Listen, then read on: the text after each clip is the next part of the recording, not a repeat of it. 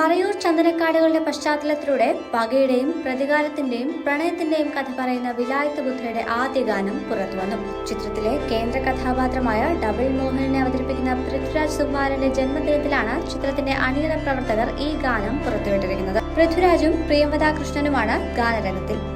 സംഘർഷത്തിലൂടെയും ഉദ്യോഗത്തിലൂടെയും മികച്ച ആക്ഷൻ രംഗങ്ങളിലൂടെയും കടന്നുപോകുന്ന ചിത്രമാണ് വിലായത്ത് ബുദ്ധ. കാട്രാസ എന്ന് ആരംഭിക്കുന്ന ഗാനം വിജയ് യേശുദാസും പാർവതി മീനാക്ഷിയും ചേർന്നാണ് ആലപിച്ചിരിക്കുന്നത്. വിനായക് ശശികുമാർ രചിച്ച ഈ ഗാനം ജേക്സ് ബിജോയ് ചിട്ടപ്പെടുത്തിയിരിക്കുന്നു. Urvashi theatres in association with AVA പ്രൊഡക്ഷൻസിന്റെ ബാനറിൽ സന്ദീപ് സേനനും AV അനൂപും ചേർന്ന് നിർമ്മിക്കുന്ന ചിത്രം സംവിധാനം ചെയ്യുന്നത് നവാഗതനായ ജയൻ നമ്പ്യാരാണ്. GR ഇന്ദുഗോപിന്റെ വിലായത്ത് ബുദ്ധ എന്ന നോവലിനെ ആസ്പദമാക്കിയൊരുക്കുന്ന ചിത്രത്തിൽ Shammi Thilakan, Anu Mohanan, Kiran Peethambaran, Adatt Gopalan, Pramod Veliyanad, Vinod Thomas, TK Arunachalam, Aravind, Manikandan, Santhosh Damodaran, TSK Rajasree Nair എന്നിവരും പ്രധാന വേഷങ്ങളിലെത്തുന്നു.